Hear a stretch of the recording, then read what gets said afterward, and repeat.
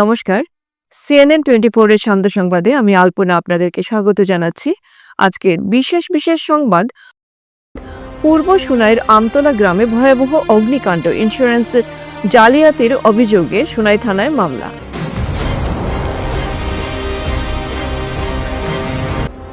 প্রয়াত গোবিন্দপুর কায়েসের পরিবারের খোঁজ নিলেন মুখ্যমন্ত্রী ডক্টর হিমন্ত বিশ্ব শর্মা।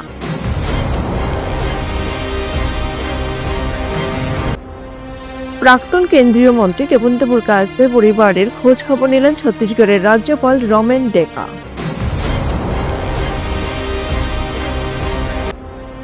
গ্রাম কাটিগড়ার জনগণের সার্বিক স্বার্থে কাজ করবেন বিপ্লবকান্তি পাল।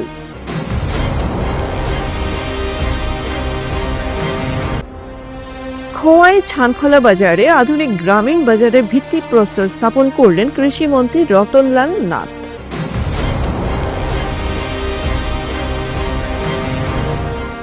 এবারে সংবাদ বিস্তারিত। পূর্ব সোনাই এলাকার আমতলা গ্রামে ভয়ঙ্কর অগ্নিকাণ্ডের ঘটনায় পুড়ে ছাই হয়ে যায় দুটি দোকান। অগ্নিকাণ্ডে দোকানে থাকা সমস্ত সামগ্রী সম্পূর্ণভাবে নষ্ট হয়ে যায়। এই ঘটনায় ইন্স্যুরেন্স জালিয়াতির অভিযোগ তুলে সোনাই থানায় একটি মামলা দায়ের হওয়ায় এলাকায় তীব্র চাঞ্চল্যের সৃষ্টি হয়েছে। সোনাই থানায় দায়ের করা মামলার ভিত্তিতে জানা গেছে, গত 31 ডিসেম্বর গভীর রাতে আনুমানিক রাত 2টা নাগাদ হঠাৎ ধাউ ধাউ করে জ্বলে ওঠে মজমুল হোসেন লস্কর ও আব্দুল আজিজ লস্করের মালিকানাধীন দুটি দোকান।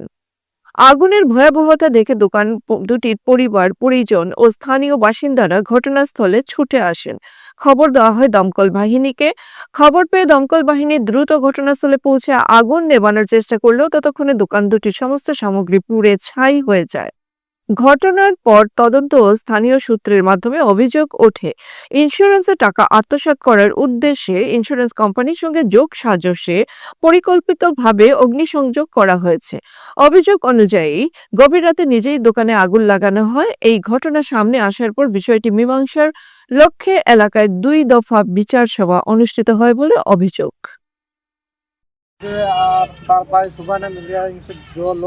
লোন লইয়া তারা ঘর জ্বালাইয়া আরো তারা দুইটা ইন্স্যুরেন্স আছে। ইন্স্যুরেন্স করিয়া আমরা তারার পাশে আমরা দোকান আছে, এই দোকানটা তারা জ্বালাইছেন। ঘটনা হয়েছে 31 তারিখ দিনগত রাত 2টা সময় মনে হয় তারা জ্বালাইছেন। ওটুকু আমরা মানুষের সাক্ষী প্রমাণ আছে, এটুকু আমরা খবর পাইছি গিয়া। পাশের যেটা দোকানের জ্বালাইছেন তারা বাদে কইছেন তোমরা আমরা কেস দেওয়া চাইতাম, তারা কইছেন তোমরা কেস দিও না, আমরা তোমরা যেটা করি ক্ষতিপূরণ হয়ে যাওয়া দিব। আর এখন তারা সব কাম শেষ করে আমরা ক্ষতিপূরণ তারা দেয় না। আর এখন থানার চেয়েছি যে থানায় উনকারি করছে, থানায় উনকারি করা তাই তো থানা উনকারি করা তাইছে না। আর তারা মিলিয়াও ওটা জ্বালাইছেন সব, তারা দুবাই মিলিয়ে আব্দুল্লাহ হইলে তার কাছ থেকে মাছ বনিয়া হয়ে জ্বালাইছে। আর আব্দুল সুবান, আকবর, আব্দুল্লাহ নামে মিলিয়ে জ্বালাইছে। তখন সেই প্রশাসনের মানে ওটা আমরা মানে ন্যায় বিচারটা পাইবার লাগি না। একদিনের সফরসূচি নিয়ে আজ বরাক উপত্যকায় এসেছেন মুখ্যমন্ত্রী ডক্টর হিমন্ত বিশ্ব শর্মা। তিনি বরাকের শ্রীভূমি, কাছাড়ের কাঠিগড়া এবং বরখলায় জনসভায় অংশ নেবেন। সকালে শিলচরে পৌঁছে মুখ্যমন্ত্রী প্রয়াত বিজেপির প্রবীণ নেতা গোবিন্দপুর কায়েস্তরের শহরের ইটকলা এলাকায় অবস্থিত বাসভবনে যান। সেখানে তিনি গোবিন্দপুর কায়েস্তের পরিবারের খোঁজ খবর নেন। প্রায় আধা ঘন্টা ধরে প্রয়াত গোবিন্দপুর কায়েস্তের পুত্র সাংসদ কনাদপুর কায়েস্ত সহ পরিবারের অন্যান্য সদস্যদের সঙ্গে আলোচনা করে মুখ্যমন্ত্রী ডক্টর হিমন্ত বিশ্ব শর্মা সমবেদনা জ্ঞাপন করেন। এরপর প্রয়াত কেন্দ্রীয় মন্ত্রী গোবিন্দপুর কায়েস্তের বাসভবন থেকে মুখ্যমন্ত্রী শ্রীভূমির উদ্দেশ্যে রওনা দেন। শ্রীভূমিতে তিনি মহিলা উদ্যমিতা আঁচনি নারী উদ্যোক্তা প্রকল্প এর চেক বিতরণ অনুষ্ঠানে অংশগ্রহণ করবেন। এরপর কাছাড়ের কাঠিগড়া ও বরখলায় 2টি সভায় অংশ নিয়ে মহিলা উদ্যমিতা আঁচনির আওতায় চেক বিতরণ করবেন মুখ্যমন্ত্রী।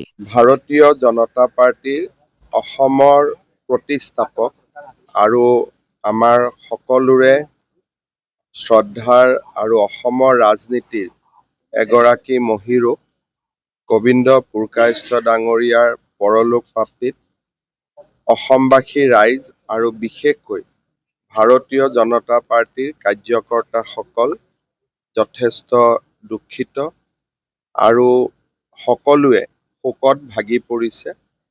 আজি মই অসমৰ ৰাইজৰ হৈ আমাৰ ভাৰতীয় জনতা পাৰ্টিৰ কাৰ্যকৰ্তাসকলৰ হৈ তেখেতৰ প্ৰতি শ্ৰদ্ধা নিবেদন কৰিবলৈ আহিছিলোঁ। বিদেহী আত্মাৰ সদ্গতি কামনা কৰিলোঁ আৰু তেখেতৰ পৰিয়াললৈ আৰু বিশেষকৈ শোকসন্তপ্ত পৰিয়াললৈ সমবেদনা জ্ঞাপন কৰিলোঁ। তেখেতক আমি ৰাষ্ট্ৰীয় মৰ্যাদাৰে আমি তেখেতক বিদায় দিছোঁ, যিখিনি চৰকাৰী নিয়মৰে। আৰু আপোনালোকে জানে যে ভাৰতীয় জনতা পাৰ্টি আৰু মই বিশেষকৈ বন্ধ সংস্কৃতিটোৰ মই খুবেই বিৰোধী। গতিকে বন্ধটো আমি যিমান পাৰোঁ এভইড কৰিব লাগে, কাৰণ গোবিন্দ পুৰকায়স্থ ডাঙৰীয়া নিজে কৰ্মৰ প্ৰতীক আছিল। যেতিয়া বন্ধ দিয়া হয় তেওঁৰ আদৰ্শৰ বিপৰীত হৈ যায়। সেইকাৰণে সদায় আমি মানুহক সন্মান জনাব লাগে, মানুহজনৰ আদৰ্শক লগত লৈ। মইতো পাৰিলে সেইদিনাখন 2 ঘণ্টা বেছি কাম কৰি আমি তেখেতক বিদায় দিব লাগে, মোৰ যিটো আদৰ্শ। আৰু মই চব জাগাতে বন্ধৰ মই বিৰোধী, আন্দোলনৰ বিৰোধী, এইকেইটাতো মোৰ আদৰ্শ বুলি চবেই জানেই। চাওক, এইবিলাকৰ কাৰণে চিন্তা কৰাৰ সময় আছে। এতিয়া মেইন কথাটো হ'ল যে পৰিয়ালটো দুখত আছে। গতিকে এই সময়ত আমি সকলো তেখেতৰ লগত থিয় হ'ব লাগে আৰু লাহে লাহে আমাৰ বিজেপিৰ পৰম্পৰা আছে, আমি সদায় জ্যেষ্ঠজনক সন্মান কৰোঁ। সদ্য প্রয়াত প্রাক্তন কেন্দ্রীয় মন্ত্রী গোবিন্দ পুরকায়স্থের পরিবারের খোঁজ খবর নিলেন ছত্তিশগড়ের রাজ্যপাল রমেন ডেকা। আজ সকাল 11:30 নাগাদ নতুনপট্টির প্রয়াত নেতার বাসভবনে উপস্থিত হন রাজ্যপাল। বাসভবনে উপস্থিত হয়ে প্রয়াত গোবিন্দ পুরকায়স্থের প্রতিকৃতিতে শ্রদ্ধা নিবেদন করেন রাজ্যপাল। কিছু সময় সেখানে থেকে পরিবারের সঙ্গে বার্তালাপ করেন, পরিবারের প্রতি সমবেদনা জ্ঞাপন করেন ছত্তিশগড়ের ৰাজ্যপাল। গোবিন্দ পুৰকায়স্থ ডাঙৰীয়াৰ লগত মোৰ সংঘৰ দিনৰ পৰা চিনাকি আছিলে আৰু আমি 1980 চনত যেতিয়া ভাৰতীয় জনতা পাৰ্টি প্ৰতিষ্ঠা হয়, ফিৰোজশ্বাহ কোটলাত 6 এপ্ৰিলত এখন সভা হৈছিলে আৰু সেই সভাখনত অটল বিহাৰী বাজপেয়ীক সভাপতি হিচাপে নিৰ্বাচিত কৰা হৈছিল। আৰু অসমৰ পৰা আমি 3জন ব্যক্তি গৈছিলোঁ। গোবিন্দ পুৰকায়স্থ ডাঙৰীয়া আছিলে আৰু হৰিপদ দেৱ ডাঙৰীয়া আছিলে আৰু লগতে মই আছিলোঁ। আৰু তাৰ পাছত গোবিন্দ পুৰকায়স্থক লক্ষেশ্বৰ গোহাঁইৰ লগত জইণ্ট কনভেনৰ কৰা হৈছিলে আৰু দলৰ যিটো নীৰ, ভাৰতীয় জনতা পাৰ্টীৰ নীৰ, সেই নীৰটো তেখেতে কৰিছিলে আৰু বৰাক ভেলীৰ পৰা প্ৰথম ভাৰতীয় জনতা পাৰ্টীৰ সাংসদ হ'বলৈ তেখেতে সক্ষম হৈছিলে, পাছত মন্ত্ৰী হৈছে। এক দীৰ্ঘ জীৱন দেশ আৰু সমাজৰ কাৰণে তেওঁ উৎসৰ্গা কৰিছে। তেখেতৰ আত্মাৰ সদ্গতিৰ কাৰণে প্ৰাৰ্থনা কৰিছোঁ আৰু এই সময়ত তেখেতৰ পৰিয়ালক ভগৱানে যাতে সাহস দিয়ে, শান্তি দিয়ে, তাৰ কাৰণেও প্ৰাৰ্থনা কৰিছোঁ। গোবিন্দদা সহজ সৰল ব্যক্তি আছিল। সেইধৰণৰ ব্যক্তিত্ব আৰু ক্লিন পাৰ্চনেলিটিৰ মানুহ আজি বহুত কম আছে। 2026 বিধানসভা নির্বাচন সম্মুখ সমরে নির্বাচনের কাউন্টডাউন শুরু হয়েছে ইতিমধ্যে। নির্বাচনের দিন যতই ঘনিয়ে আসছে, বিধানসভা নির্বাচনের উত্তাপ ততই বেড়েই চলছে। রাজ্যের প্রতিটি বিধানসভা কেন্দ্রে শাসক বিরোধী উভয় দলের দলীয় প্রার্থী প্রত্যাশীরা দৌড়ঝাঁপ শুরু করেছেন ইতিমধ্যে। বাদ নেই কাছাড়ের কাটিগড়া বিধানসভা কেন্দ্র ও নির্বাচনকে সামনে রেখে শাসক বিরোধী উভয় দলের প্রার্থী প্রত্যাশীরা গ্রাম কাঠিগড়ার আনাচে কানাচে সভা সমিতি সহ জনগণের মন জয় করতে জনসংযোগ চালিয়ে যাচ্ছেন প্রতিনিয়ত। দেখে নেন আজ আমাদের মধ্যে রয়েছেন বিজেপির কাছাড় জেলা কমিটির সহ সভাপতি তথা আগন্তুক 2026 বিধানসভা নির্বাচনে 116 নম্বর কাঠিগড়া বিধানসভার বিজেপির প্রার্থী প্রত্যাশী বিপ্লব কান্তি পাল। দেখেন, প্রথমেই বলতে হয় আমরা ভারতীয় জনতা পার্টির কর্মী, কার্যকর্তা হিসাবে আমি 80-র দশক থেকেই ভারতীয় জনতা পার্টির সঙ্গে যুক্ত আছি এবং নিরবচ্ছিন্নভাবে দলের কাজ করে যাচ্ছি। আমার আশা দলই আমার কাজের নিরিখেই, আমার কাজের মূল্যায়ন করেই দল এবার আমাকে প্রার্থিত্ব দেবে এবং যদি দল আমাকে প্রার্থিত্ব দেয়, সবাইকে সঙ্গে নিয়ে, দলীয় কর্মী, সমর্থক এবং সাধারণ নাগরিক সবাইকে সঙ্গে নিয়ে আমরা এই বিধানসভা আসনটি জয়লাভ করব এবং বিজেপি এই আসনটি এবার পুনরুদ্ধার করবে, এটা আমার আশা, আমি আশাবাদী। তারপর প্রার্থী প্রত্যাশীর ব্যাপারে, যেহেতু গণতান্ত্রিক পদ্ধতিতে নির্বাচন হয়, দলীয় প্রার্থীর জন্য অনেকেই দাবি জানাতে পারেন, এটা স্বাভাবিক ব্যাপার। প্রাক্তন বিধায়ক অমর চাঞ্জন জানিয়েছেন, অমরদাকে আমরাও শ্রদ্ধা করি, জানাতে পারেন উনি। এটা ওনার অধিকার আছে। তারপর সুখেন্দু কর আমার বন্ধু, আমরা একসঙ্গে রাজনৈতিকভাবে আমরা সঙ্গে ছিলাম, পড়াশোনা আমরা একসঙ্গে করেছি, তাই ও আমার বন্ধু, খুব ভালো বন্ধু, ও জামিয়া নাতে পারে, এটাও তার অধিকার আছে। তাই প্রার্থিত্বের মধ্যে আমরা এখন বর্তমানে 3 জনের নাম আছে। আমি একজন, অমরচাঁদ একজন, সুখেন্দু কর একজন। আমাদের কোনো ব্যক্তিগত চয়েস নেই।